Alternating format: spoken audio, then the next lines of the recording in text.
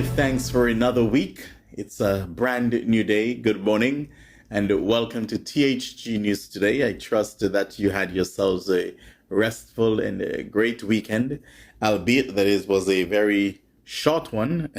We're back out on Monday morning, right? THG News Today, of course, is brought to you the kind of compliments of Carl & Sons on St. Martin. And again, we're programming for today, the 29th of January. We're still in the month of January 2024. While we are on our commercial break, if you have not already, please subscribe to our YouTube channel. That's THG Network. Subscribe. Let us hear from Carl & Sons on St. Martin, and we'll be right back with the news. Carl & Sons have been serving the people of St. Martin for over 40 years, and the food and service get better and better. From early morning, customers flock to the bakery for their favorite sandwiches, cakes, pastries, you name it. First thing at mornings and last thing at afternoons, folks rush to Carl & Sons for simply the best. There are two locations, Colbay and on the Punfill. In Colbay, the opening hours are Monday to Friday from 6 a.m. to 6 p.m. On Saturdays, 6 a.m. to 5 p.m. And on Sundays, 6:30 a.m. to 10:30 a.m. and 2 p.m. to 5 p.m. Opening hours on the Punfill, Monday to Friday, 6:30 a.m. to 6 p.m. Saturday and Sunday, 6:30 a.m. to 1 p.m. We also cater for weddings, parties, special events, whatever the occasion. It's Carl & Sons.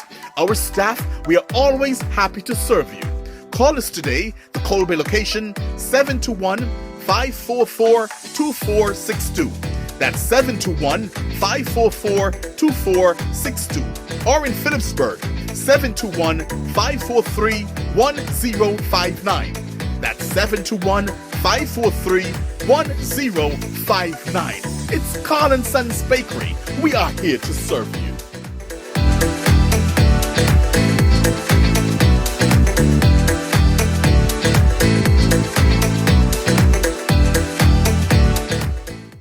So we begin this morning with news out of St. Martin. TelEm, the group of companies, recently announced to employees that the company will be making a significant reduction in the company's workforce effective April 1st, 2024.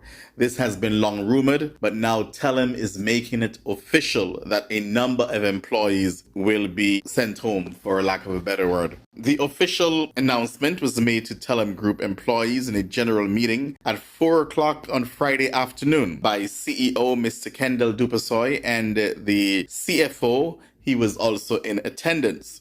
The decision follows proactive measures in the past 3 months aimed at addressing severe financial challenges and ensuring the company's sustainability in a dynamic telecommunications industry. Concurrent with the reduction in workforce will be the adoption of a new organizational structure. The structure is more in line with the integrated digital service provider that TelEm must adopt going into the future. Management recently met with the bondholders to update the consortium of banks on the measures being taken to ensure the long and short-term ability of TelEm Group to continue to meet its loan obligations, and this information was also imparted to employees during Friday's announcement. In September of the previous year, TelEm Group communicated the critical financial situation to its team members and the need for immediate action to revitalize the company, and in parallel, start the transformation activities to execute a new strategy to become an integrated digital service provider to meet rapidly changing market conditions. And despite strategic realignment efforts, the anticipated improvements have not materialized over the 3-month period. TelEm's new strategy towards an integrated digital service provider is focusing on making the following strategic shift: unlock new revenue streams, create a lean cost base. When you hear about a lean cost base, that means they're really going to reduce their staff significantly. Realize future-proof networks, fixed and mobile, develop a top customer experience. And it went on and going on, explaining and showing compassion to the employees there at TelEm who will be leaving the company, a number of them, come April. And we'll just see how this ends with TelEm and its employees there on St. Martin.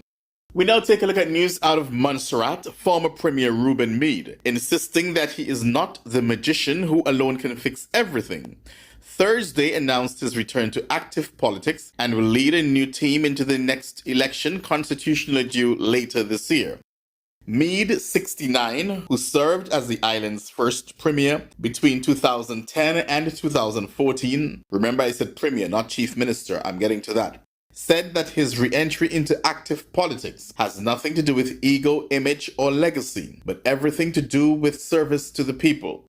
Today I am here because I must not bury my talents out of fear. The fear that some persons would say I should stay retired among so many other things they might say.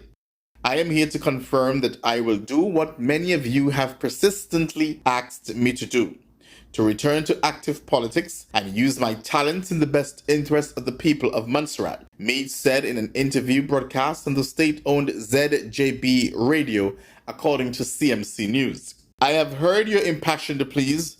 I have meditated and prayed about it. Hence, I am returning to the political arena to lead a new team into the next election. Today, I state unequivocally that I am answering the call of many. Meade, who previously served as Chief Minister of this British Overseas Territory of Montserrat on 2 occasions between 1991 and 2010. So I guess he's coming back to finish off the job. Did not indicate whether or not he would be forming a new party to contest the polls. Meade had previously been a member of the Movement for Change and Prosperity and the now defunct National Progressive Party. And he told radio listeners, I will not only be a candidate in the next election, but I will also lead a new team as you have asked me to. He said Montserrat, still grappling with the effects of the volcano that erupted explosively July 12th through 14th in 2003, has many needs right now. We know that the island needs visionary, creative, insightful political leadership backed by a team of competent, committed, caring people who will work as a team while putting Montserrat's progress first. I'll be leading this new team to bring those and other relevant skills and attributes to the political table. The team members like me are being asked not to bury their talents, but instead put those talents to work in taking Montserrat forward. I know one of the first questions will be, who are the members of your team? These talented and visionary individuals will be announced in the coming weeks and months, he added. Well, here is another election that we'll be following over there in Montserrat. And Reuben Meade making his reappearance into the political arena. Interesting times are ahead. And finally, some amazing news out of Antigua and Barbuda. According to the Antigua newsroom, Antigua and Barbuda will use the medical artificial intelligence developed by Damo Academy, Alibaba Group Holding, Research and Development Institute to diagnose diseases earlier. The Academy will provide medical institutions in the prosperous tourism destination with products so that doctors can use AI in computed tomography scans to screen for pancreatic cancer, chronic cardiovascular diseases, this tech giant announced last week, citing a letter of intent. Moreover, the two sides will explore more opportunities for clinical and research cooperation at local universities and hospitals to promote medical AI.